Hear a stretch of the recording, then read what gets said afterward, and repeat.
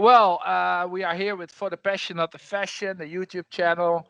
And I want to say subscribe, like, share, everything to make it bigger and bigger for us.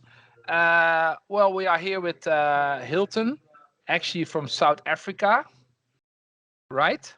And Right. born and raised in Germany. Guitar player for the German death metal band Dark MIllennium. As well. Well, welcome, Hilton. Thank you very much, and thank you for having me. Hello. Okay, cool. Now, well, actually, I wanted to ask my death metal editor from Germany to do you, because I'm actually a traditional guy, more into traditional heavy metal thrash. Right. But I like death metal too. I grew up in it. I'm a kid from the 70s and born in raised up in the 80s and 90s. So yeah, I grew up with all the stuff. So let's try if I can do it as well. Yeah, let's see. Okay, cool. Well, first tell me how's your life? How's life at the moment with the Corona and stuff? Yeah, like I have to admit that the studio work didn't change really. I mean, I'm a producer by profession, Yeah. and like, since 17 years or something. And of course, it's a big comfort to have internet, and so you can send mixing files or even like receive recorded files and then process them. Or either if you work with a band, you like test yourself and work in separate groups and stuff like that. And that is, I'm very delighted I could work like that. So basically, my working process hasn't changed, but we managed to write on a new album and as well produce it, like the same procedure, like the drums and bass and stuff like that. And today we finished the recordings for the album, and we are very grateful that we made it throughout this like crisis, Europe and worldwide. That's the situation, how it goes. Like we all try to arrange with that, you know. Are you also you're in a studio and you're a producer, but you also record other bands, not only Dark MIllennium. Yeah, I mean, I don't know. I was really keen on working with the producers back then from Massacre Records. Yeah. Other great bands. I can remember that Crematory shared. The death metal band from Germany, right? One night they came in just to pay a visit. What we're doing. Yeah. And like we met so many great colleagues and shared ways with really great bands like Unleashed, Samael, Atrocity, Morgoth, so on. But yeah, to say it clear, like it went like that. I always wanted to like have more like sharing the procedure of the whole production. So it was like very keen on like record and edit stuff and work on effects, and I got myself into it during the late 90s, and then like decided to have that as my profession, which was someday around the 2000s. It was very easy, but then it came in the late like 2008 when we had the little economical crisis.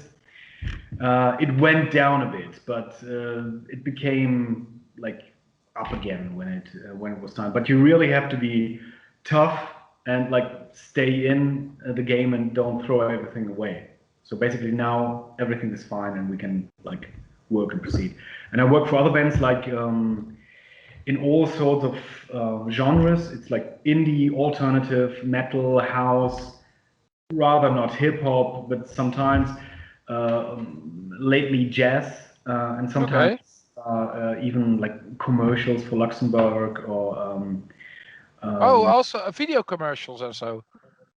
Not really daily commercials, but radio commercials. Ah, radio commercial, Yeah. great. Okay, that's good. Yeah, So some yeah, Luxembourg thought it would be good for them to have me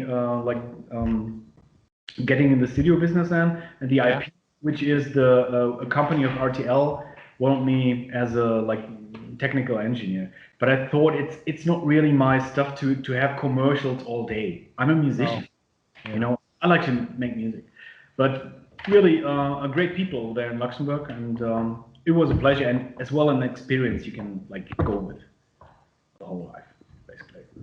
Maybe you can make a little message for musicians who search for a producer.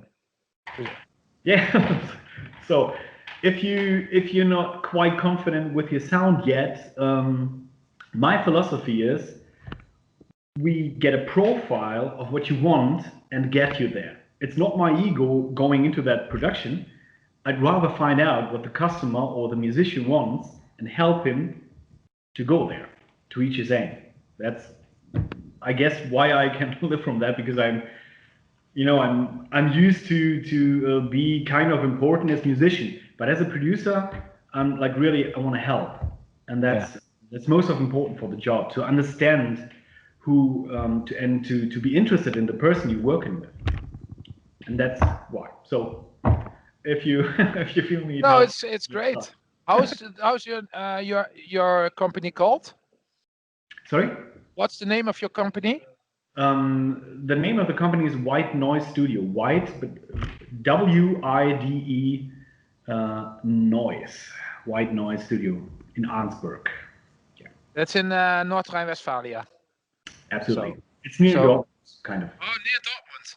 So, well, people, if you search for a producer who's into metal himself, go to the Noise White Studio in near to Dortmund. Yeah, White Noise. And I'm like, I really like to, and that's the difference in metal. I mean, I'm considered as old school metal guy.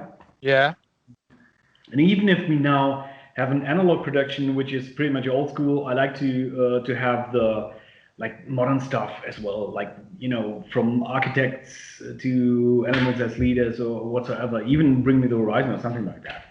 So I'm into pop music, I'm into metal music. You gotta learn from different genres, and like whatever you experienced, take it to the next level and take it to another genre. You can learn from each other if you like listen closely and if you're open to it. it's not. Totally agree with that.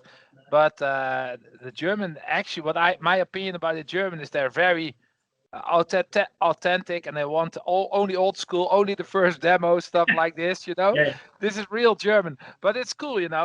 It's more like a Dutch view on music, because we Dutchies are much more open-minded, if you ask me. And absolutely. Yeah, yeah, yeah, yeah. So, but I gonna skip to this kind of question later.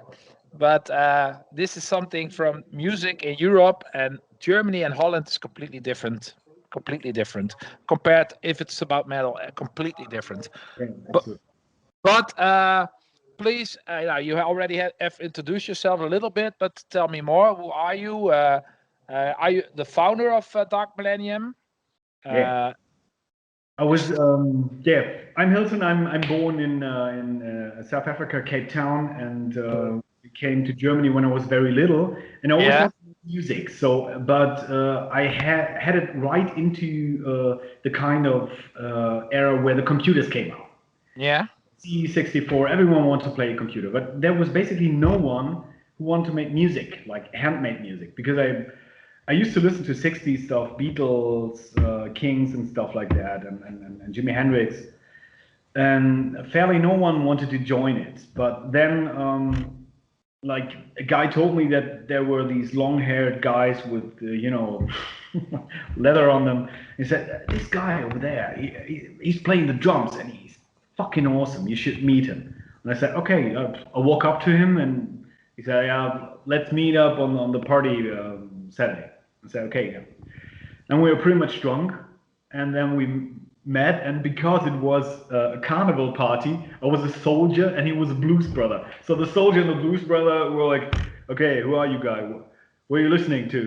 I said, "Like, U2." and stuff like that. And Brian Adams said, "What a pussy stuff, Brian Adams." Yeah, cool. I like the Yeah, Joshua Tree from U2. You know, the delays. yeah.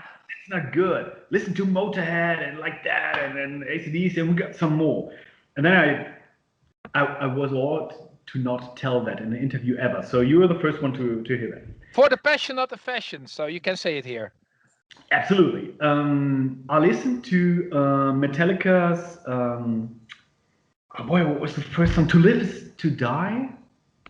Or was it even something? Oh boy, I can't remember what was the song, but it was total noise to me. I said I didn't like the sound itself.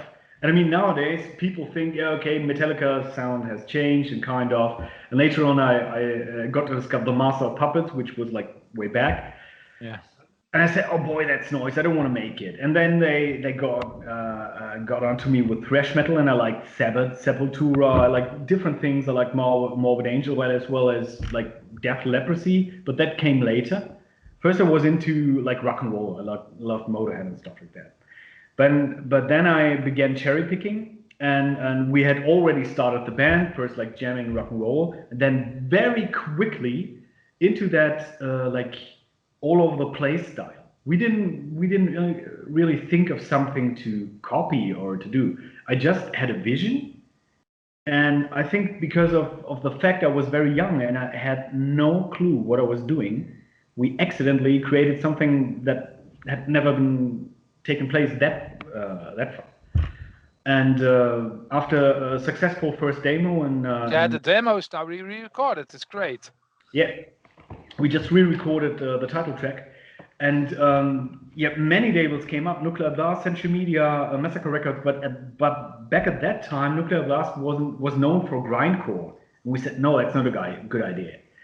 And our fellows from Morgoth went to Century Media, and we decided to go with the best deal at Massacre Records, which was great. And we had our freedom. We could record whatever we wanted. And that was basically what we were heading for. We didn't want to make money. We just want to have our vision on the CD and on the vinyl and really go for quality rather than for making money. If it was for the money, I would have had like power metal or something like that, like really straight stuff, which I as well love, but I'm more into something like that. So that was the way in to show the Celestial Burn, and later on Diary Peace. Because you started back in 1989, and you look quite young, so you were very young at the time. I was, yeah. Yeah. I was 16 when we recorded the first track. Okay. Wow. Basically. It's cool. It's young. Yeah. So back to my second question. You started back in the year 1989. Yes. Which bands or musical styles influenced you? Actually, nothing. You said you just did something and created something. I can't tell really. I mean, back then, I swallowed everything I got as influence. It was a quite wide range. I think it was the all-over impression of every band I listened to, and I was lucky enough to be in a group of people that have their favorites. So what I loved about this time, so we were like 6, 7 people, and everyone came up. Hey, I got the new record from Megadeth. I got the new record from Terrorizer, from I don't know, Death Angel, from Sadus, from Bolthor, from whatsoever, and we met up and listened to the music. But everyone had a very special taste of music, really. So we got the rock and roll guys, the Motorhead guys, we got the thrash metal guys, we got the death metal guys, we got the black metal guys, even like Venom guys, Burzum guys, and stuff like that. And we were talking about that, like reviewing the vinyl as fellows and talk about it, and that was very precious to me. So I got to know a lot of stuff, and we really listened intensely with our headphones on at home and stuff like that. But really, when I started the band together with Christoph and then Christian, I really did know very little of metal, very little. I mean, I was playing the guitar since I was 6. But I was still fascinated from, I just named it U2, Joshua Tree, which got me in that like a clean Stratocaster sounds like with delays on them, like pads, guitar pads, and stuff like that.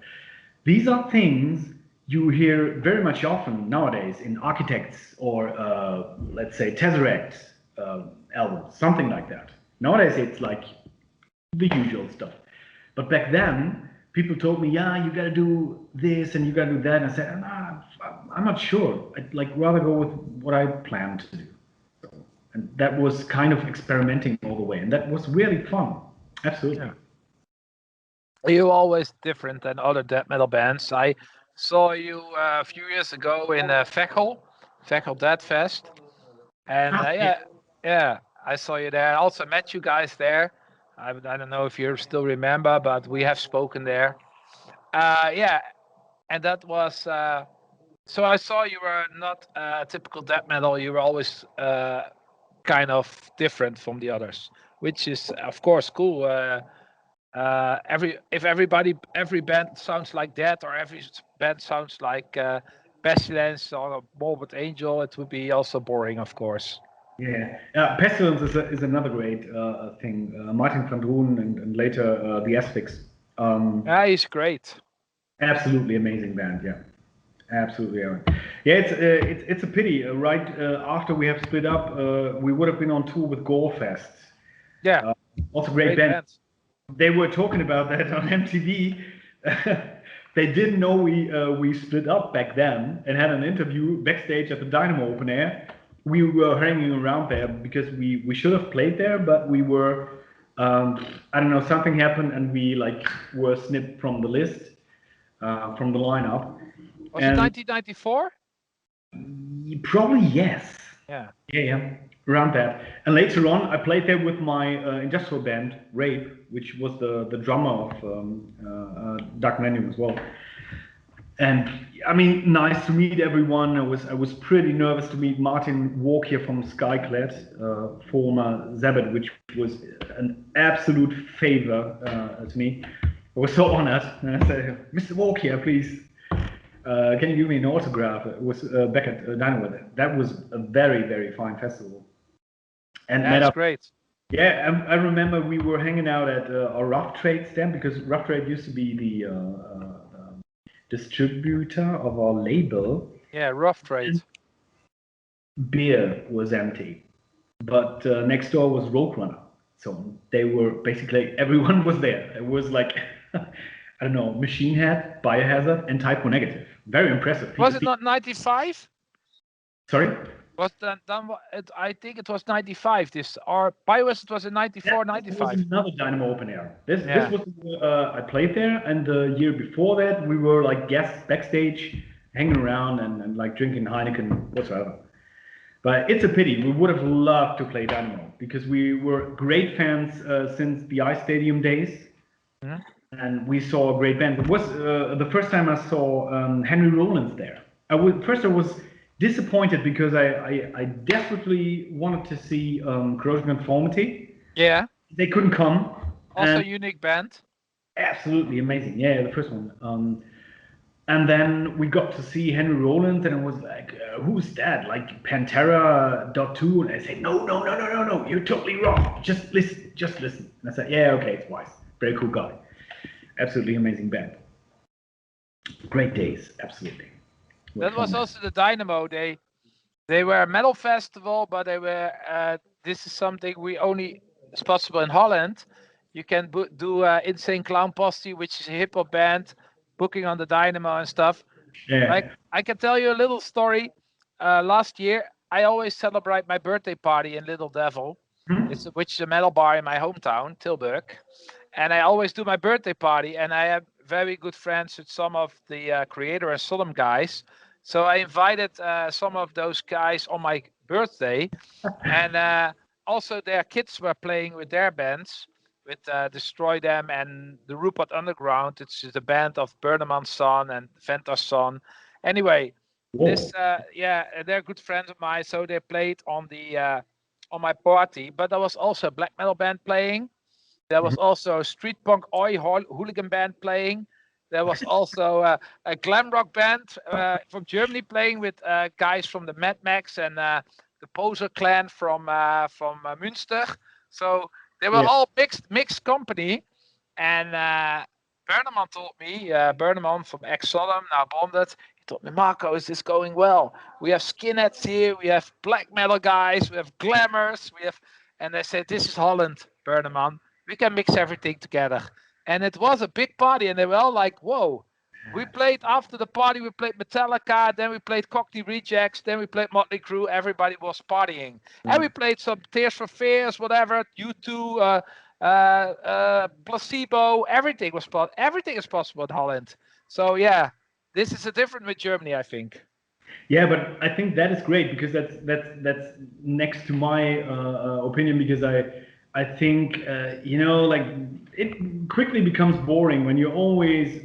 I love pizza, but if you have it every day, it becomes boring. So you want to have a kind of a variety, and that's great about these kinds of parties or festivals to have that. By the way, you remember? I mean, Sodom. You said Sodom. Sodom, yeah. Yeah. From Gelsenkirchen. Was Marcus from Despair playing drums there? Sorry. Marcus from Ex-Despair. He was playing the drums. Was it Sodom? Yeah, I think so.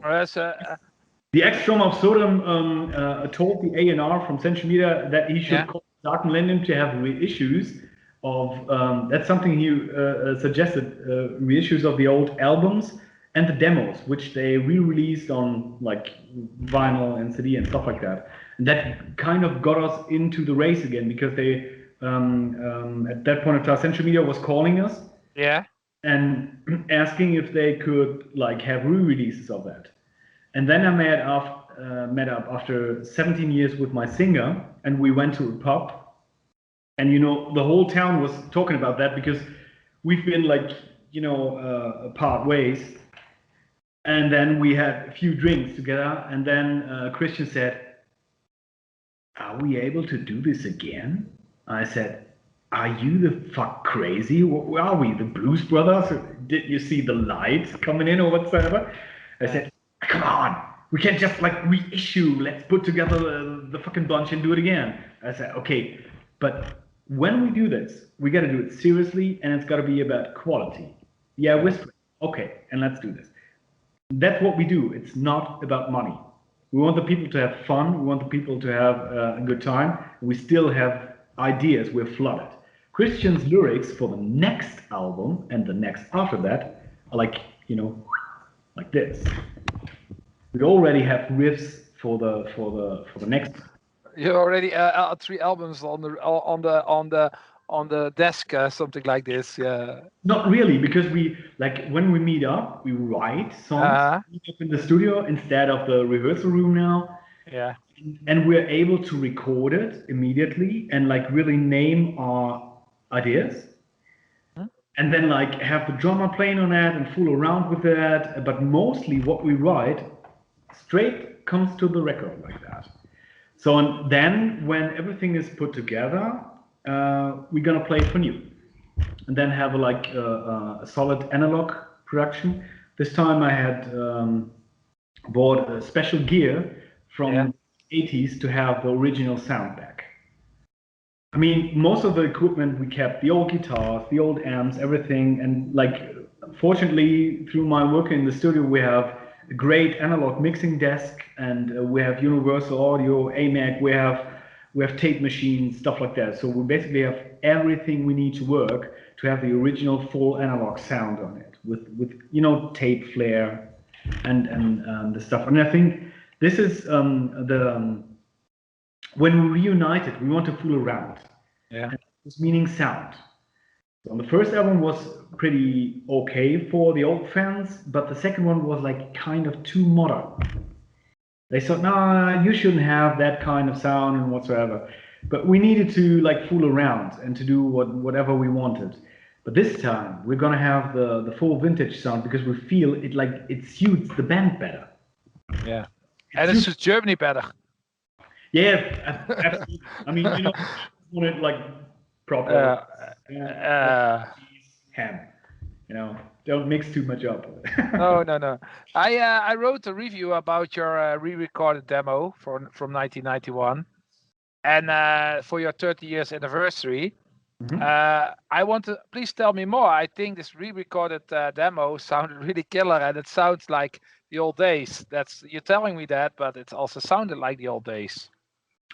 Yeah, that's the way we go now, and we're going on to proceed with the new album, which is just finished recording.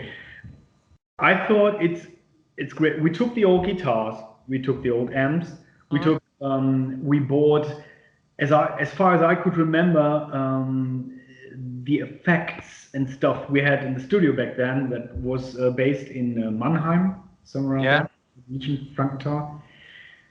I bought that stuff and really tried to keep it very natural. So, not cutting the drums, not quantizing, just play the shit, like in the old days. Yeah. The producer used to say, if you have to practice, practice at home, please. This is the studio play. We all know that nowadays, some of the bands really cut and edit and program and like go around and auto-tune and auto-quantize, and we absolutely deny this. We work like back then. Practice, we play. That's what we do. And that's why we keep the sound natural. It has like that roughness, that natural feeling to it. And as well, regarding the drums, we don't trigger. That's our drum set. That's basically the drum set from back then. It's the old Tama Artstar. We had two ones, Tama Artstar and Rockstar. The second one was, I guess, bought from Morgoth. Was one of their live drums. Great band, Morgoth. The biggest in Germany, right? Sorry? One of the biggest bands in Germany in death metal, huh? Yeah, and really good friend. I was thankful that Mark from Ex Morgoth had his voice as well as Cole from Atrocity on the re-recorded track of Apocryphal Wisdom. That was a great pleasure to work with these guys. Absolutely. So I think the old school death metal guys, they can look forward to the new Dark MIllennium album. Yeah, I hope so. This one is really special, and we put all our heart and effort in this next round to get it like very much original sounding. So if I hear it with the re-recorded demo, I already hear it. Yeah. If you like that sound, you're gonna like the album. And all of the album is like, of course, because the track is that old, we kept it original. Yeah. The only difference between the old recording and the new recording is we took baritone guitars, so we like tuned it a little bit darker to have a deeper thrill to it. And of course, the drumming was a bit different because Christoph is not with us anymore. He's working on the university in Berlin. He's a professor, and so he's hardly time and interested to get into that again. So that's basically the difference. But the new album is pretty much that direction, as well as like the typical bloomy stuff which is on the first album, like clean guitars and stuff, and a bit fooling around. But long songs, and yeah, that's me. Yeah, it's cool. And about this single, I know it's I got the digital one in my mailbox for review by Massacre Records, but is there also a physical one, a real single, or is there also a hard copy? Yeah, and unfortunately not. We were thinking about manufacturing little vinyls. Yeah. But we're in different times because pressing vinyl now means waiting from a half a year to 9 months. So thank you for telling this to everyone. This is the problem.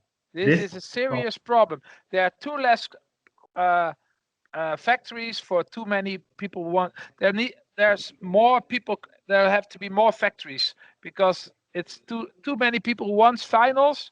The popularity grew too fast, and there's too less companies who make it. Absolutely. There's a lack of capacities. Yes, true. We're struggling because we were about to release the new album in September, but now we have to push because when the vinyl is ready. So yeah. The record when the vinyl is very common problem. Very common problem.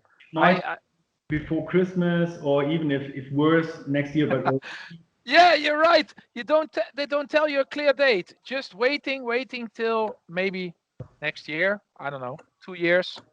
yeah, It's a drama. I know. yeah, and we tried really 2 or 3 companies. We're still dealing around with soul food, It's and everywhere. I was working on another band, which it's a guy from a famous EBM band in Germany, which are called And One, and we were planning to have a double vinyl manufacturing, and even that had to be pushed. So we were like looking at, can you do it? Can you deliver the quality in the time? No, I can't. But he can probably 2 months earlier, and we're like, gambling and fooling around to get the record straight out. Yeah. Very, very sounds very familiar to me. Yeah, It's a drama. yeah, absolutely.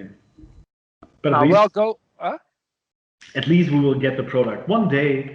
someday. Yeah, absolutely.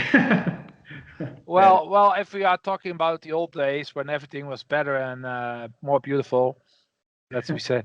How do you look back to the high days of death metal during the late 80s and early 90s? Yeah, it felt different. It felt more unique because it was, first of all,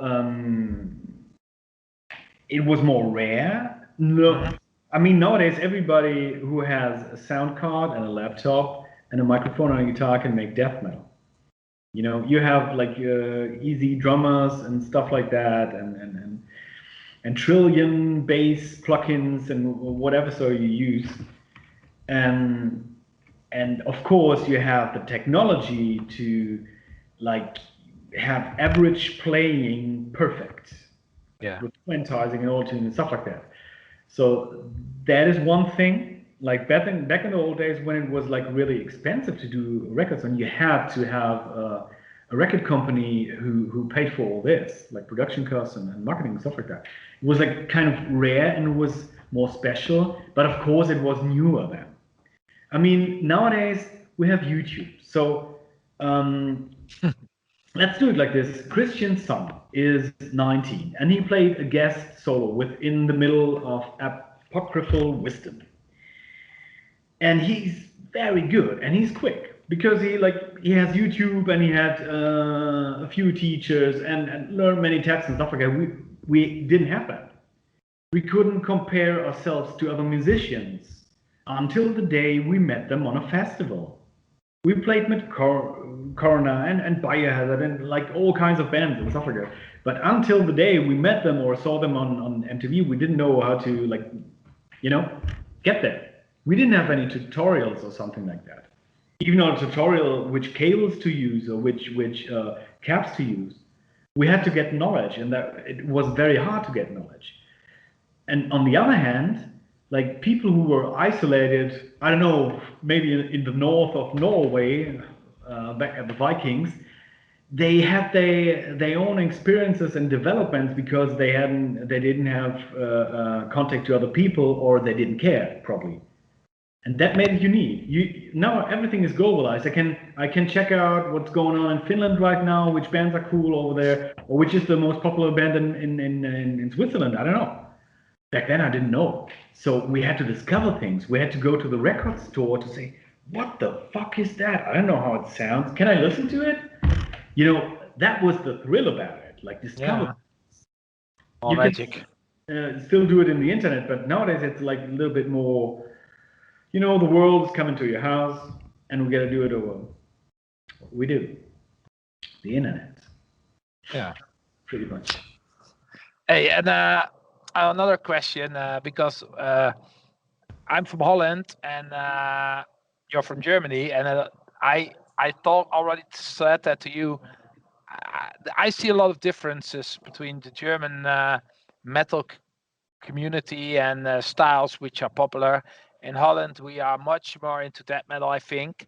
In Germany, they are much more into thrash metal, especially in more teutonic thrash like Sodom, Tank Earth, stuff like Holy Moses, Disaster, Creator, just name them. And we are more like into stuff like Pestilence, Gorefest. I think, to be honest, your top, you win from Germany wins by trash. They win from us. They have a bigger scene and much more bands. But with death metal, I think we can beat Germany because Absolutely right. as a small country, why is that? Because you have Morgoth, Dark MIllennium, and some other bands, but Germany was never really. They have. It's coming now. I see it's more coming now than back then. I see there was very less big bands in Germany in death metal. Why is that? Why was death metal never so big? In my opinion, it was never that big like in Holland. But is that my fault, or is it also your? I think that's right. I always, I mean, that's a bit brave to say that, but I'm thinking about like North Rhine-Westphalia, like Ruhrgebiet and stuff like that. Let's think about Peter. These bands are mostly multicultural. Like there are guys from Poland and guys from uh, I don't know, from somewhere in Europe. Like Italy, and stuff like that. Yeah. so, and they are work as children, Yeah. and they're interested in social themes and politics and stuff like that. Yeah. That was mainly carried by thrash metal themes. With a punk vibe, a political punk vibe. Yeah, absolutely. And besides that, you know, like German beer, German party, you have to have soda. Like simple things, or like you want to go over to punk or something like that. Oh, I'm sorry. It depends. I mean, nowadays it's like all open and some cliches don't work anymore. But back then, I had the experience like if you go straight with a simple style, you're gonna go right to success. Yeah. You know that wasn't that important to us. We just like we love themes from here, from there, from everywhere. I mean, I love Merciful Fate as well as bands like Atheist or I don't know, so many Sepultura. And stuff. Yeah. I loved Anthrax. I loved Slayer. I loved what do I listen to? I even loved Carnivore. You know that Free band. band before he started Type Negative. Yeah. Oh, Peter Steele, yeah. Yeah, they always were saying, they are fascists. And I said, come on, there's a Jew, an Italian, and a Polish guy. We were sitting in Brooklyn. What the fuck? I mean, they can't be like Nazis. Or do you think a Jewish guy would be? I think they didn't take themselves serious. And if you listen to Jack Daniels and Pizza, you know that is a kind of intro you don't simply put on. But these are no funs in Germany then. Yeah, not really. I mean, in my, I'm just the generation who was taught to feel guilty towards every Jewish person and every other European because I'm sorry, my ancestors invaded your country and behaved like fucking ass. Yeah, I know. Yeah, you don't have to. And now we wanna be friends and like share culture, like European culture, because I'm very much into different culture. I like to travel to different countries to experience their culture and like I like drinks and food and stuff like that. And I'm always interested in what they eat and what they do. I have to admit, on the way to Belgium with my girlfriend, we were stuck in Holland somewhere. And boy, what was it? It was a swamp, a famous swamp where they had there was a museum and there was a Bavaria brewery. They had a hotel, and we tasted new Dutch craft beer. They had 19 craft beers, Dutch. Oh my God, that has really like raised nothing. These are beers you expect to taste in Belgium, but they were all Dutch, and we were fucking impressed. And on top, and here I hope no guy from Belgium does listen to it. There will some. You know, like the typical Dutch snacks, frikandel and stuff like that. Yeah. But on top, we had like fries that were like, shaped like this, so you could like go through the mayonnaise, and they were in the style of Belgian style. And the next day we went to Belgium, we had Belgian fries, and the Dutch ones were better. They were like topping that over. I know how it goes, but that's something you don't expect. Like you got a cliche from Dutch fast food and from the Dutch beer, like Heineken and stuff like that. But these craft beers, fucking amazing. So you see, everything is changing. You don't have the usual cliches and can kick them and Dutch people are like that, German people are like that, people doing pizza. No, it's not like that anymore. And that's really funny what you can discover when you go and travel there. And I Yeah. mean, like Corona, yeah, was a problem, but in June I'm gonna play with my other band at the IJsselmeer. Oh, in IJsselmeer. Yeah, absolutely. Not on the IJsselmeer, but No, somewhere but around. by the IJsselmeer, Horen, Manifesto. I'm not really. It's the festival will be called Hidden Green, and it will be new, and it's near a camping stage. But I really have to look where it is Okay, exactly. cool. We just were asked if we want to present something there, and I'm really very much looking forward to that, and to meet some people because I'm told that this area is like you have some hippie guys there and stuff like that, but really open-minded people that listen to good music and want to have a good time, just basically, and like meet other Europeans, have a nice time, which I as well enjoyed when I was working in back in Luxembourg in the studio, because in Luxembourg, even if it is very small, you meet a lot of other Europeans and you're interested in their opinion, and this is important. I mean, we watch our news, but you never really know what they think about you or what's going on, because news are always like, a little bit brought to what they should tell the people. And it's very much interesting to really meet other Europeans, have a drink with them, and discuss things and see how they consider stuff. And that's really what I love about traveling around and meet other people. That's very much interesting. Have you ever played in Tilburg? I think so, but I really can't remember the venue, or it was near Tilburg, because I when you said you're from Tilburg, Yeah. I've been thinking. Oh boy, I can't remember. Do you have a name of a venue near you? O13, O13, It could have been it. Little Devil. I don't know. A little bit. In the back in the day, Noorderlicht in the 80s and 90s. No. Yeah, we have several. But about Tilburg, we have also one of the best special beers around here. It's Oh, called, what's the name of the brouwerij in brouwerij in nee, nee de brouwerij in Riel of in ja, hoe heet dat toch? Even, I asked my mate, but stupid. I always can say it like this, but now I'm thinking yes. the brewery is called La Trappe. La Trappe.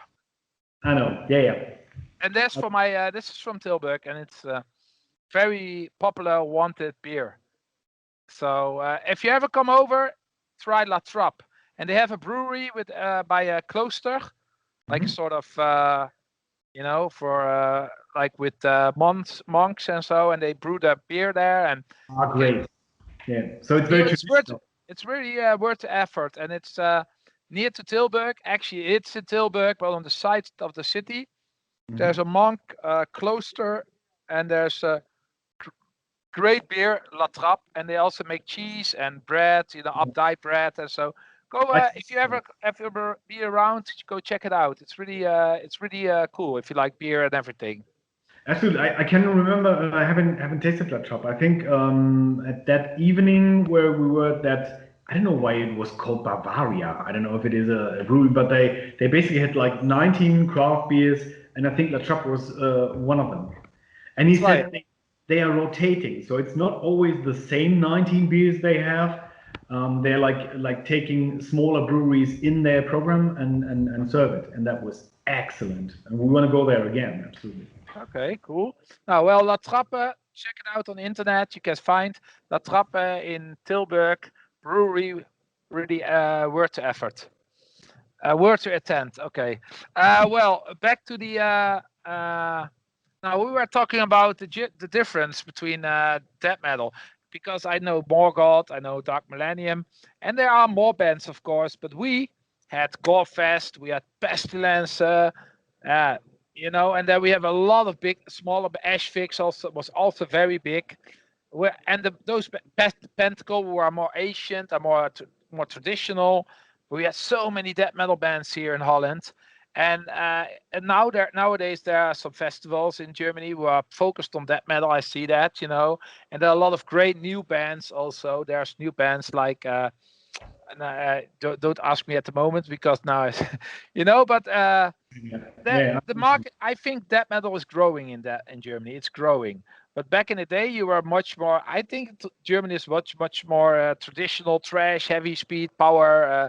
Yeah, I think that. yeah. Yeah, especially the power metal is rising here. I mean, you have something like Power Wolf and these kind of bands. Yeah. Back then, I thought like Are they something. German? Are they German? Power Wolf? I think they're from Saarland. They're from Germany. Okay, Yeah, I know their merch guy, Stony. You probably know him too. Stony. Stony. Stony was also the merch guy for Creator and stuff. Worked for Nuclear Blast Records. He works for a lot of bands, but especially Creator is his main. Anyway, this Okay. is anyway. We're talking the German and death metal. The German death metal scene is still growing, and I think you can be proud that you were one of the most important acts in Germany. Yeah, even if we didn't make it that far to be like one of the real big ones, I think Yeah, we really were quoted very much often in reviews, like after a time, because I think someone has to set the spark, even if other bands take it to a higher level, because the young bands are very much talented in like in playing in terms of technical stuff, yeah, more talented and gifted than we were, but I think we had a few ideas that led to influences and led to developments, and that's basically like compared like let's if we choose a really big example, I would say that probably Joy Division, something like they were to start the fire. But like really bands like The Cure, or even bands that tell they were influenced, like U2 or Nine Inch Nails, or To the Editors, they took it on the higher level. They were like they got more famous. And they were even more, yeah, let's say technically gifted to whatsoever. We all know New Order, stuff like that. But someone has to start the fire and really like inspire the people, or like just open the door, so to say. And that was something we weren't afraid of, because it was really not about, again, it was really not about the money or getting famous. It was just like making art. We were keen on making art and not wasting our time by just hanging around or playing computer. I mean, I love to play the computer as well, but like playing games and stuff like that. But it really was about making art, like developing something and have a good time together. And that went well. And I think after our reunion in 2016, we said, okay, even if not every band member will see the end of the band, we will try and go as far as we can get. So we are going to do this hopefully for a very long time. And my great yeah, my icon is Lemmy from Motorhead. He like went through it till the end, and this shows how rock and roll can take you very much far. That's great. and is there about is there an sorry, okay, skip No. one moment. Is there oh, please, sorry, please, how many original members are still part of the original lineup? Three. Three. It's Okay. I mean, if you say the very original lineup, it would be two, because we used to be four, then went to five. Yeah. And from the five guys, there's the singer and both of the guitarists. Yeah. The bass player came in because the bass position was always like, we had three bass players. Yeah. Basically, they were guitarists before, so we didn't have a really bass player. But we met 1 year after splitting up with Dark MIllennium. We met Gerald, and ever since then, he was my bass player. So he knew the band. We worked with Christoph, the drummer. Yeah. So he was kind of, a part for Dark MIllennium because he knew the guys. We worked together. And when we reunited, we were like kind of original despite the bass player. Yeah. So Christoph said, "Okay, I'm gonna put the university aside and I'm going to play the album." But he said, after that, I won't have any time or like more effort to continue. And I said, we're like the Three Musketeers. I mean, we said, but I'm sure just a few of us will arrive. So basically, from reuniting 4 original, we're now 3 original, both guitarists and the vocals. But I think this is enough to to keep the character of the songwriting, because guitarists are very much let's say like very much different from each other.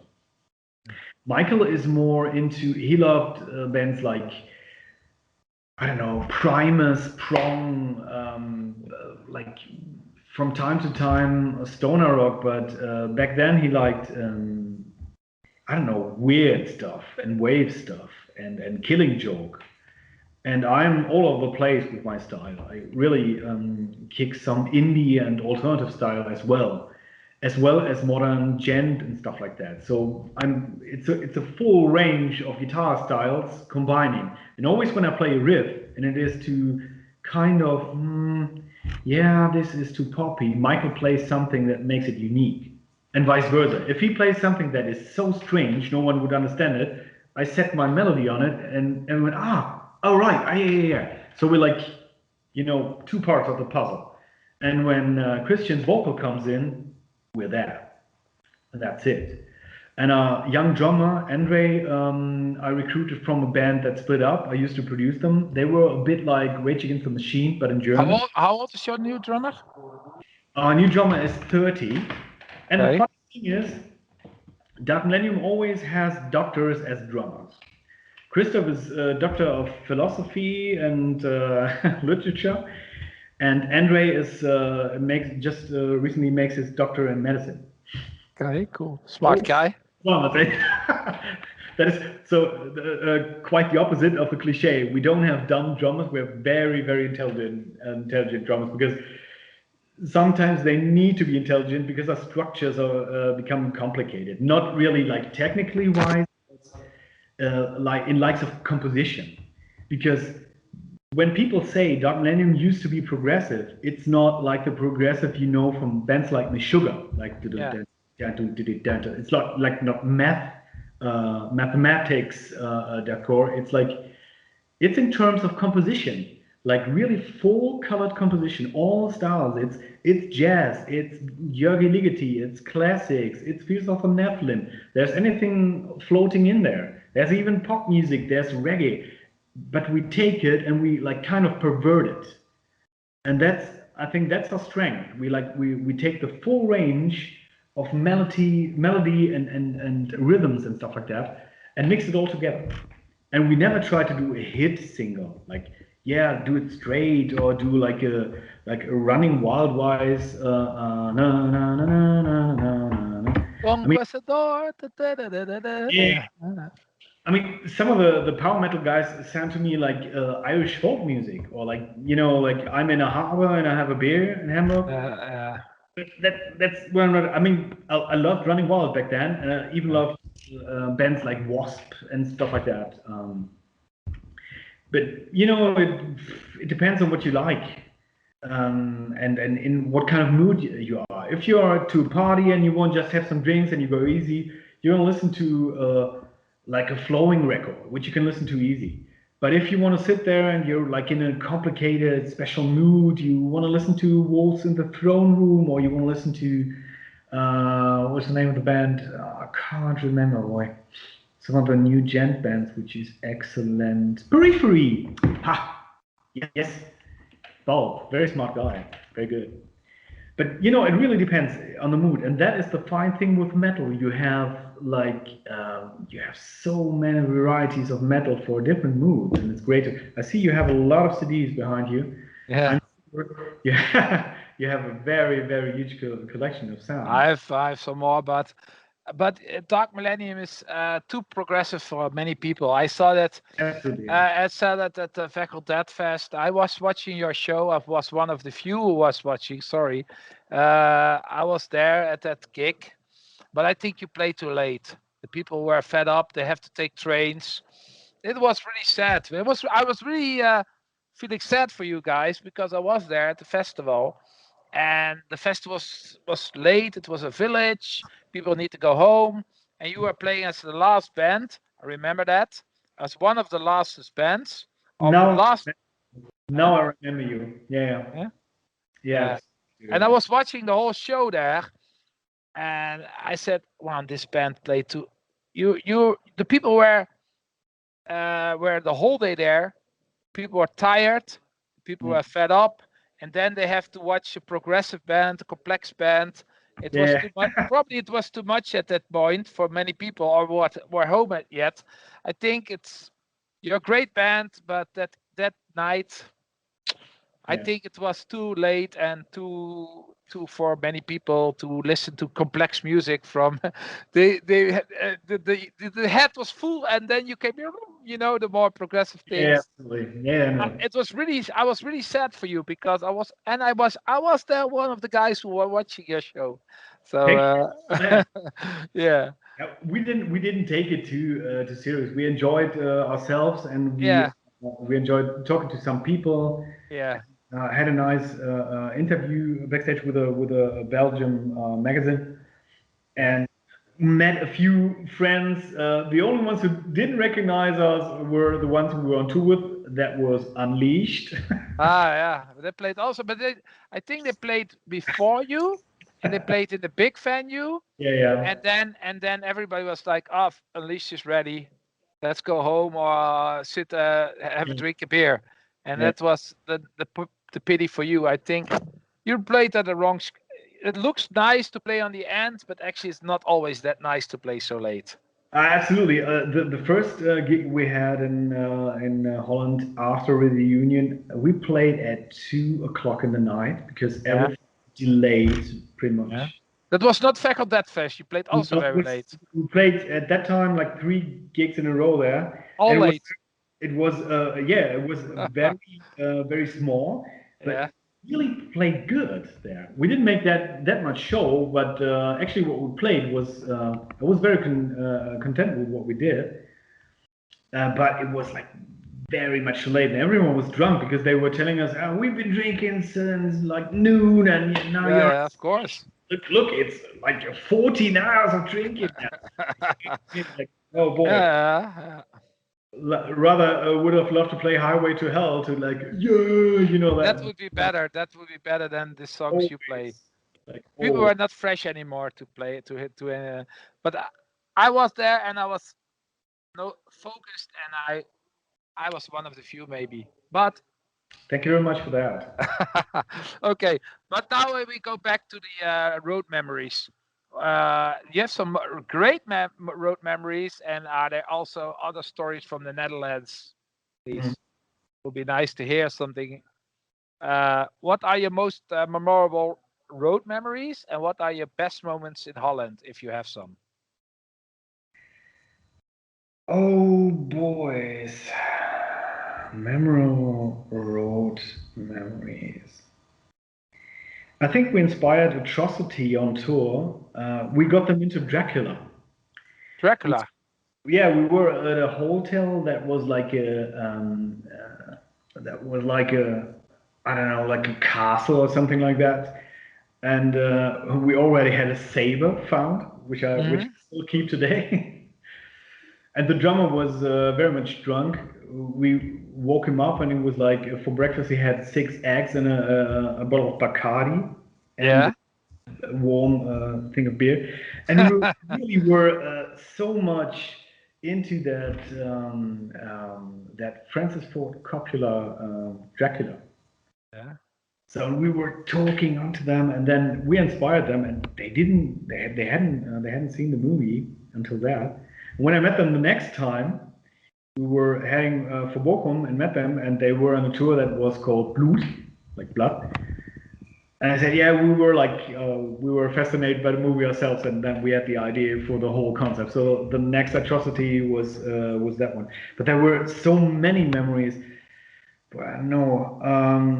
Yeah, one thing I don't know, like funny things. The first thing we had was the Huxleys in Berlin, playing with Tiamat Unleashed and Samael. Okay, nice billing. Which year?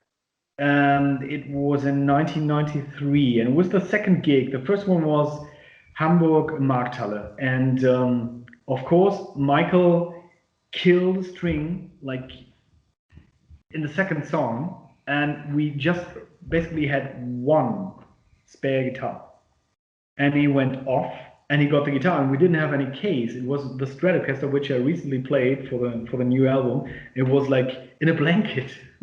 It wasn't tuned. It was just in a blanket. He got it, like went on stage and didn't tune it and played the gig, and it was in tune. I said, "That's a whole guitar. We want to keep this one. It's absolutely amazing." We didn't tune it for like half a year, and it was in tune, and we got the gig, and it was perfect. Then we traveled to Berlin to play the Huxleys. And our singer said, "Good evening, Hamburg." And I was like this in my hand. I said, "Christian, we're in fucking Berlin. That's not Hamburg." And then like people came up to start laughing and stuff like that. And a year later, we got a bootleg on tape where they send us, "Here guys, you recognize Hello Hamburg," and stuff like that. And after that, we needed a drink and got backstage. And then the guy from Tiamat was sitting there. And I never do drink on tour because you cannot play when you're drunk. I mean, you cannot play. Some can, but Yeah, I mean, like I can play Ace of Spades when I'm drunk, but not Dark MIllennium stuff. It's too complicated. You will miss a second note or like have a bad timing. And Christoph went backstage and said he was about to take a beer, and they had pallets of beer like man high. I'm nearly 190, and it was like this, like take the first beer. And the guy from Tiamat said at the end of the room said, no, put that back. Go to Christian, get your own beer. really. And Christoph said, "Are you fucking serious? These are like couples of, like several of pallets of beer." "No, this is our beer." And so we learned that the Swedish guys are really keen on German beer when they're in Germany, because like in up there in Scandinavia, beer is expensive. I mean, alcohol is expensive. And they take the leftovers back to Sweden. Yeah, they do. Actually, they do. But Christoph said, "Fuck you." So like Tiamat and Dark MIllennium like was a bit different afterward. We got along with the drummer, who was cool, and I think the other guitarist. Yeah, and I could tell you a story that was very memorable. Never ever anyone has heard of that. We had a show that was in Magdeburg. In East Germany. Yeah. And even nowadays, famous German bands called me up and said, "No, we did watch the gig. That gig was amazing. You really kicked everything from the stage." And some people even vanished after we played, which was new to us because we were newcomers. And I was building up my backline, my Marshall amp and stuff like that.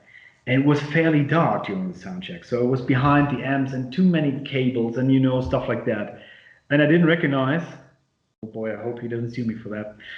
I didn't recognize that I put the cables wrong. So when I switched on my amp, it went like, and smoke lighting. Ooh. And I didn't know what I did, and I was like, "You plug it in, and then vanish." And now they know. Now they know. No, I know. And then a great known Swedish band entered stage and wanted like be God and hit the strings for the first chord and went like, Yeah. else happened. So Everyone was like, "Oh, what's wrong? Stop! We need a break. Something issues here." And everyone was Yeah. looking, and I said, I was like on the opposite, like very in the back with my guys, and I said, "I think I know what the problem might be." It's overyeared. It's overyeared. So let it. It's overyeared. It's Yeah, I didn't tell them really. no, nah, bro. If they don't see it, it's overyeared. It's years ago. So it's a funny story, and it's nice to know. Yeah, I ruined his show, Mr. And Tian. was Feckle Dead Fest? That was you played that festival, but you played more shows here. Dynamo was planned, was cancelled. Yeah, boy, I can't remember the name of the other ones. I really would have to look in my calendars. What was the one was very small, Mhm. and there was another one, a little festival, but I really can't remember names at the moment. It's a long time ago. But I yeah, know your memories from that Holland one. are good. It was in I guess 17 and 18, somewhere like that. Because like after the reunion, we played 3 shows in Holland, Yeah. and right before the time, like back then in the 90s, oh boy, I can't really remember which were the dates, but we had very little dates, very few just in Holland. But I think we played a venue around Tilburg somewhere. Was it Like also because the venue, guy? Huh? must have, you said, is it 013? Did Yes, that one? Might have been the venue. I'm not sure. I'm not sure. because you're telling me that Feckle Dead Fest was it not Alwyn from Doc Agency or something who Yeah, did the 3 shows for you in Holland? That was the same guy, right? I think so. Yeah, yeah. Because there was 3 in a row, and I think he was very active at that moment, but I haven't seen him for a long time. But I know he's still around. But these shows that was 2000 around that period, and I know that you were playing that festival, but I think it was also those shows around the world, around Holland. I think that was Yes. the guy, right? And he was familiar with Roel van Rijmerstar. Roel, yeah, from Vic Records. Bigger cats because he came on. He wanted to have the reissues first, but back then we weren't clear about the rights, and we weren't Yeah. sure that we're gonna do it. But after we checked that long later on, um, we did it with Central Media because like they were able to. Central Media did your re-recordings. I have to check. I have them here, but I didn't check that. Yeah, they're great. They took both demos and put them Yeah. on vinyl, and we had like liner notes and original drawings from the cover artist, and like Yeah. much love and effort. Um, and they reissued the show Celestial Burden and Diana Priest plus 2 bonus tracks we just recorded on tape. These were the goodbye tracks in 1994, I guess, for the fans. We played that in Veghel, I think. The last one was Into Raven Domiciles, which is one of the bonus tracks that are on that one. And one of the last tracks we ever recorded back then was the title track Diana at Peace, which was on the album but we recorded later. And Central Media all had these packages together and released it, and we remastered it. Great label, Center Media. I like it. I like the label very much. They're always also very good with promo stuff, and so they're a really good label. Really like them. We were thinking about like bringing the new album, The Midnight in the Void from 16, with like the third album, the new episodes. Yeah. We were thinking about like taking this level to Central Media, but after all, Massacre Records really suits it because they were our mother label. So They yeah, do a lot of good things for you guys, Massacre Records. Yeah, they're very, very good. I mean, Thomas was the young A&R man back, Yeah. as well as the singer of the band Baphomet. And when Thorsten decided to quit all that, he went to be the label chef. And Okay. but after all, it all believes to Believe Digital. They bought Nuclear Blast, AFM, Massacre Records, Rough Trade, Soul Food, and everything belongs to Believe Digital now. Yeah. So and my own label deal with my studio and the other bands is as well Believe Digital. It's all the same company basically then. I And know. by the way, the day before yesterday, they went to be I don't know, they enlarged their company once again, and I think you can buy fonts and stuff like that. They're now available at the Wall Street. I don't know. But like huge company, and nowadays you have other structures. I mean, it's it's incredible, but the music scene is like tending to go up again through Yeah. streaming. So if we now get the Spotify guys to like pay the musicians, No, they don't do much. I hear stories like from bigger bands, from and they had 20 cents for half year or something for Spotify money, something like this. Very, I think what 20 cents. Oh, there's a new billing. I had 20 cents made with Spotify or something like this. Stuff. That's very like stupid things. you have half a cent or even a quarter cent per stream. So, but this is the deal when you're the label. When you're the artist, the label is going to take a split share and you get like less. You get like a sixth part of a cent. And that's too less, I guess. But they're all fighting for it. It's Um, not so easy like back in the day, of course, for nobody. it's not. But you really have the chance to be spread around the world. If you will, if you have a good online promoter and stuff like that, But this and costs money too, of course. yeah, of course. And if you get onto a few playlists, or if you, I don't know, end up in a Netflix TV show in a special, Uh, then you still have the chance to reach something with your music. So there are a lot of options now that weren't there before. And of course, like a lot of people, like every artist can release the music by himself, just it's digital. also possible, yeah. I For mean, which, for example, I did always a printed magazine. I think it did it very good. I think I gave you a copy back then. I don't know, but this magazine was great. It was good quality, but people didn't buy it anymore for because people don't want to spend money for it anymore. And I think now this whole YouTube, there are not that many YouTube interviewers at the moment, which is cool in my case, because there's not no overkill of it.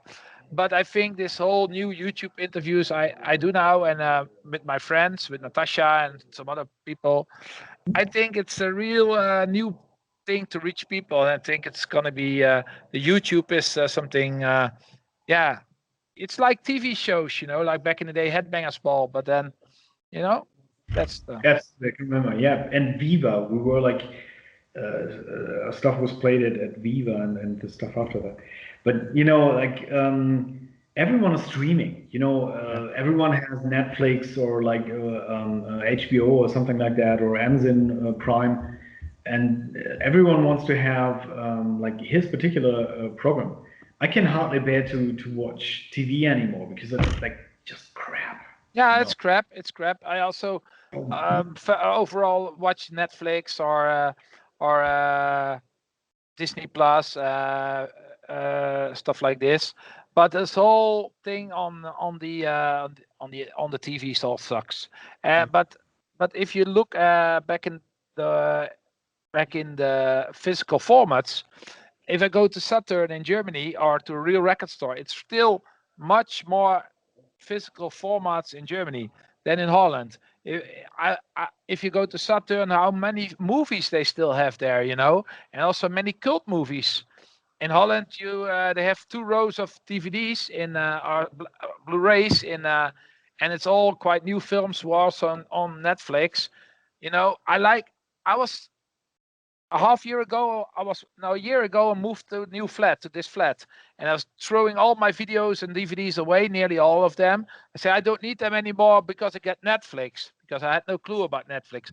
Well, everything will be on Netflix. I thought it was a sort of Spotify where you could find everything. That's Yeah. not the case. All the classics are not on Netflix, which is Yeah. actually cool. That it's still people need to buy it, you know. Yeah, And absolutely. that have to be by music too, actually. Yeah, that's absolutely true. I mean, if you're specialized in something, that's it's always like a little bit different. I mean, I even have Disney Plus for the Marvel, Star Wars stuff and like that. But I just recognized because in the beginning I was watching Walking Dead. Yeah, on Netflix. Then I had a break. Then I discovered, oh yeah, I missed it, and I don't know, I had a week off Yeah. somewhere. Then I like watched the next episodes of Walking Dead, but then lost it again. And now I discovered that they got Stars Play or Stars, and now Walking Dead is like this finished, and it's on Disney Plus. Yeah. So whatsoever, but like streaming did change the market forever now, and it's like very much difficult. You don't have the usual labels. It's like the most part are now with the streaming. Yeah, streaming. That's true. About Netflix, I love the series like Cobra Kai, stuff like Stranger Things. They're all great, but I don't like the movies so much. The movies these days are not so good anymore. It's you see that there's less money for making great movies. You know, back in the day there was money and there's more time to make really great movies.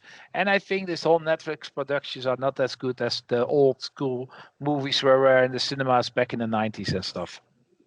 But that's something like progressive music and long songs have in common with TV series. You have more character development. You get Yeah. into. You can just take time. Hmm. Like back in the days, we were producing very short singles within alternative pop and stuff like that. Yeah, no, it's time for the chorus now. We have to shorten the verse. I say, why? Yeah. I mean, like let's tell the story. You know, and that's it about series. So, and ever since these kind of series popped up, everyone wants to see series. So, like, yeah, movies sometimes tend to be like cut too much.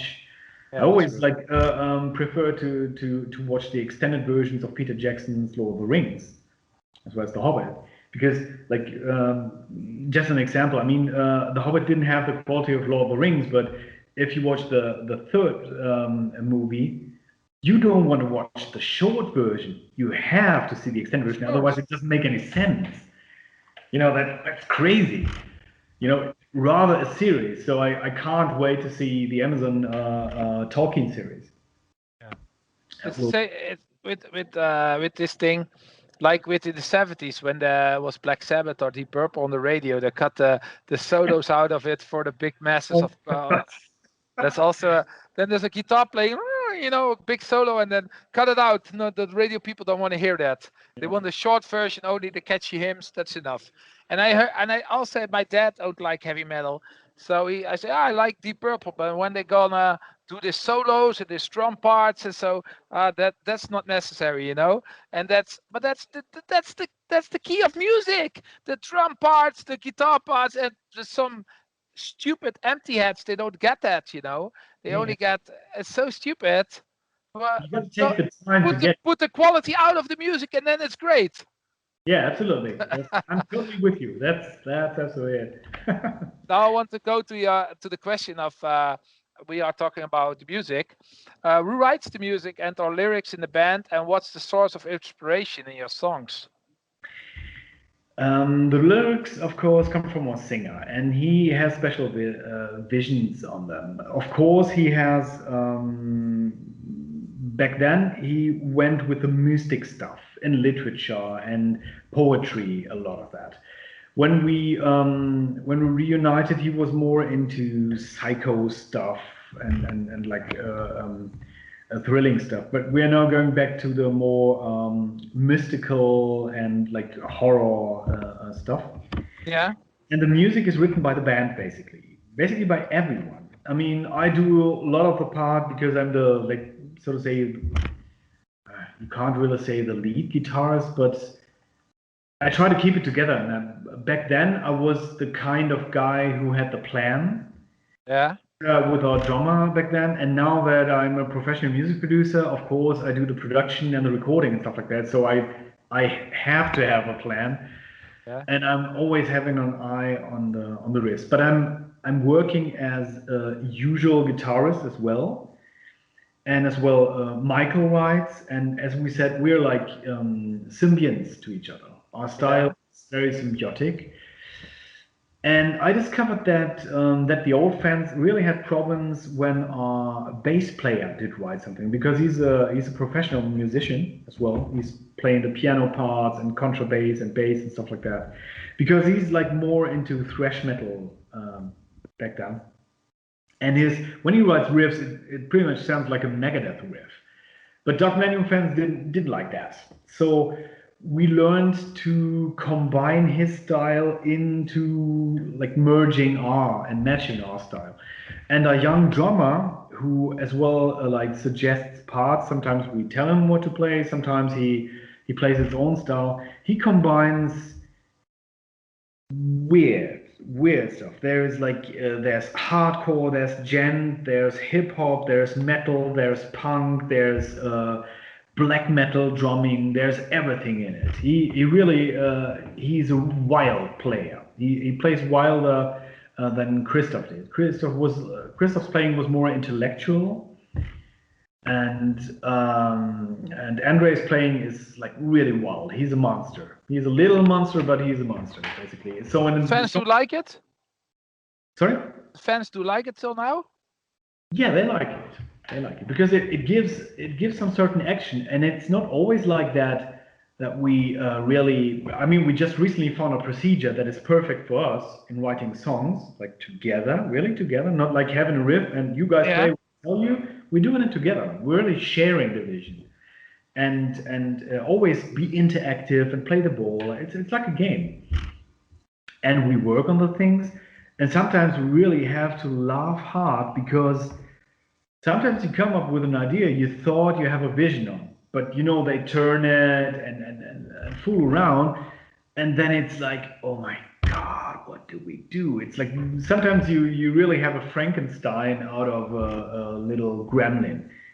That's sometimes it's really frightening how the songwriting kind of escalates. You can say that's I think that's the best word. Our songwriting escalates. It starts slowly and then like, oh, this one, yeah, and that. Oh, what the fuck are you doing? Like bam, bam, bam, bam, bam. And there's always like energy in the room. So we never we meet up for 3 hours and we write a song. That's it. Yeah. It's the same. We meet up 3 hours, having a coffee, like afterwards one beer, no drugs, and then we walk off. When we meet the next time, we like rehearse and like work on the drums, and then we play the record.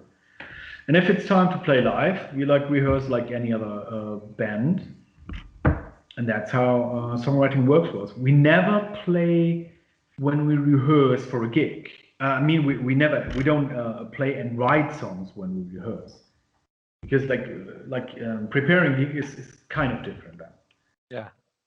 play what you need. And then I also want to. Oh wait.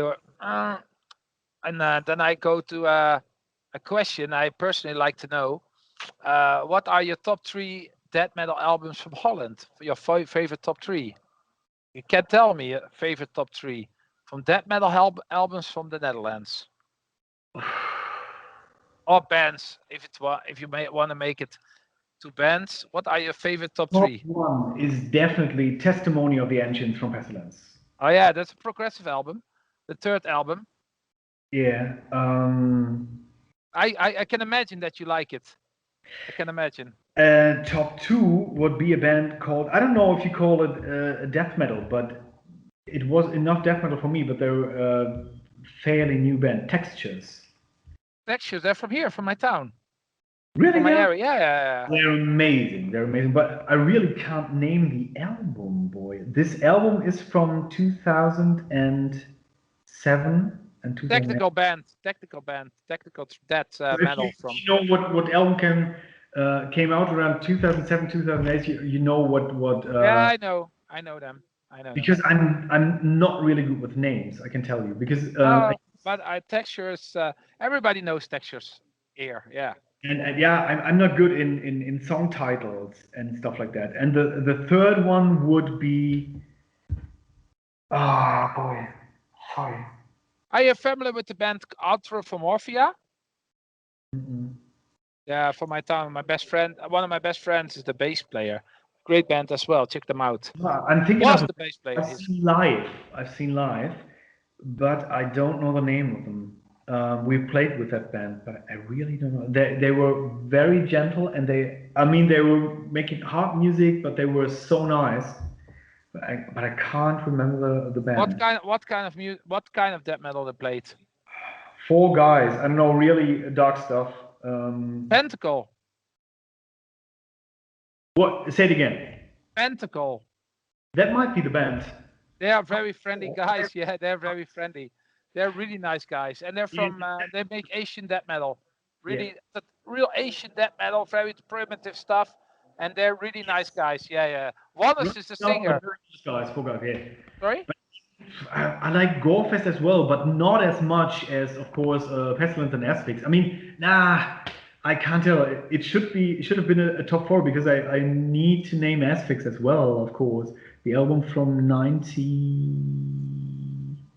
Oh fuck! It was the first Asphyx album. Yeah, actually. Embrace the Dead. Yeah, I mean, is this the Dead? Embrace the Dead. But I have to see in my This is this Asphyx album I had on tape. I didn't have the record. I had it on tape. I have to see. I have to see. One moment. I'm back in a minute. Okay, excellent. Oh, here I am back again. I have here some Asphyx albums. Right. This is not. That's the new one. Then you have this one. This is my collection. This one you probably know. Yes, that's the album. It's a great album. Or you mean this one? Yeah, that's it. Yeah? Oh, no. This is my collection of Asphyx albums. This is the one you really like, this one. Yeah, that's one. What is it called again? The Wreck. And it's from 1991. That's it. This is the debut one, is it? Or am I wrong? They were already active in the 80s, but this is the... Okay, then I'm totally wrong because I like... No, but it could be. Wait a moment. I have to check. Which one is this year? It's 1992. I think this is the debut, yeah. All right. No, that's it. That's absolutely. So I was right. It was the debut. Yeah. Yeah. Great band. Oh boy. Yeah. Amazing. Yeah, it's amazing. Okay. Well, that metal in Holland, it's one piece and apart, huh? Absolutely. Okay. And now I want to hear from you a little personal question. You have a studio, and are you married? Do you have kids? Hobbies? What little personal thing? I have a studio. Are you Dortmund fan? No, I'm really not into football at all. Okay.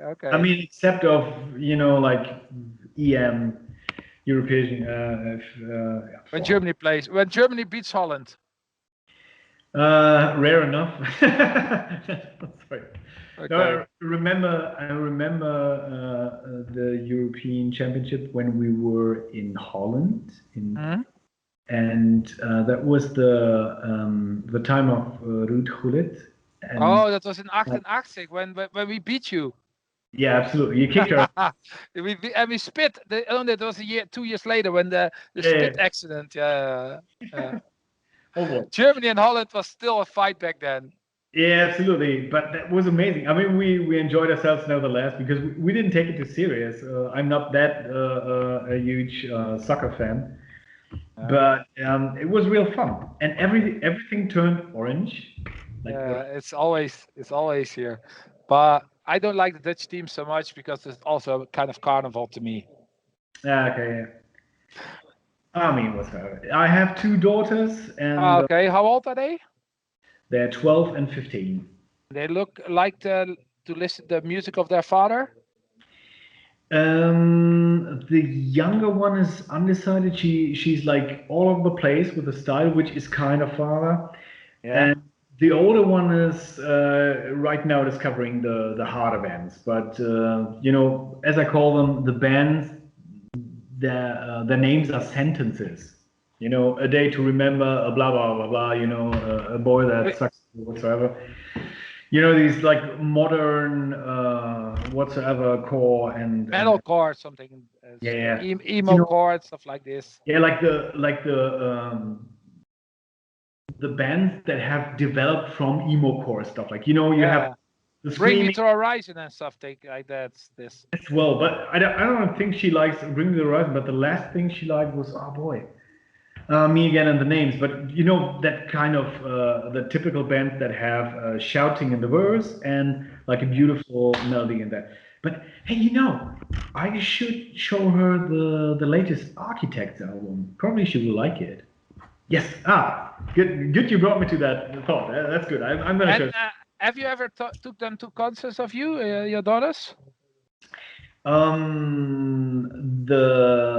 The old one isn't really interested in death metal. She wouldn't want to come to a concert. She didn't. She don't want to see their father playing. Yeah, but she would really And, would rather like to see one of my other bands. Like okay. Okay. I play in some other electronic and pop stuff. Yeah.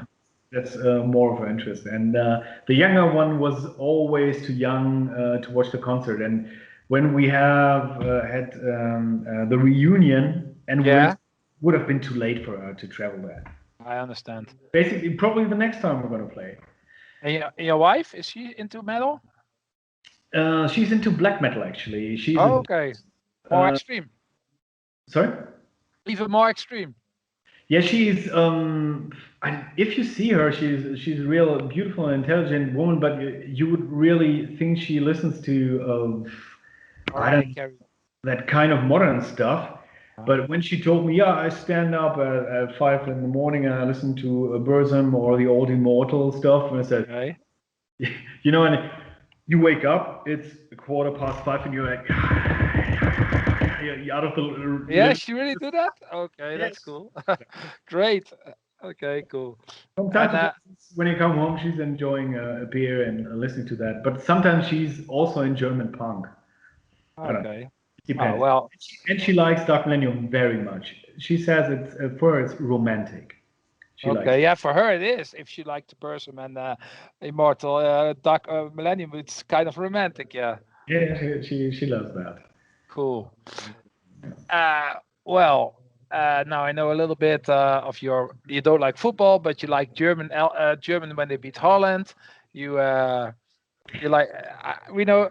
Is there anything you like to add to this interview? Or you like to tell the fans and is that, by the way, have you ever played on Noord Open Air or Turok Open Air in Essen?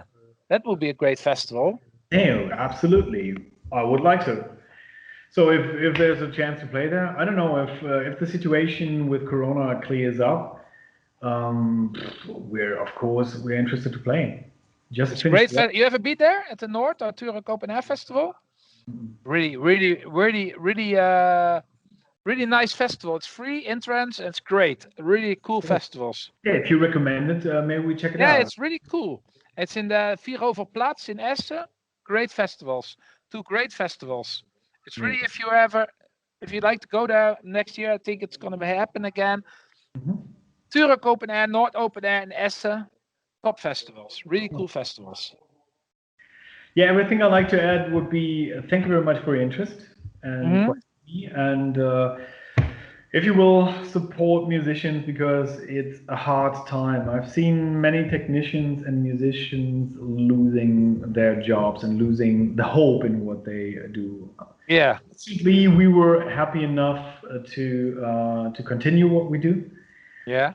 And hope to be back live on stage. And with everything else, don't give up hope. I think it's not wise to like give up on everything. Just Corona like shut it down for a while. Let's just basically continue and stick together and like develop things, get back to life. That's all I want to say. And if you can support musicians, a few of them, and technicians, it's been a hard ride for some of my fellow colleagues, especially the ones that like are technicians on concerts and don't have like costs they can like have subventions from the state. And sometimes it's like very tough. So I was lucky to survive this with the studio, but I'm very sorry for many musicians who didn't not really make it. But hopefully they will get up again and make their music and develop their art. I would really love to see people come back to life after this. Really. Thank you very much. Thank you. Before we push the red button here, I want to copy my friend Natasha. Natasha is the beautiful girl who also works for me. Check her out. She's doing great interviews also. Next time I would ask her to interview you, maybe in a live concert or something when you come on road. Anyway, I want to ask everybody to like and share and subscribe on our channel. We need to grow. So push that button and like us and subscribe. We won't annoy you with a lot of like spam or whatever, but please support us. And for you also, thank you very much for your time. Thank you. And after the chat, I want to ask you some things to ship some stuff for in the video I can use in the video. So I come back to you after I push the button. I ask you some more things, and then but now I want to say thank you very much for your time, Hilton. Have a nice evening, everyone, and bye-bye. Okay, hands up. Cheers. Cheers. Thank you very much. Bye.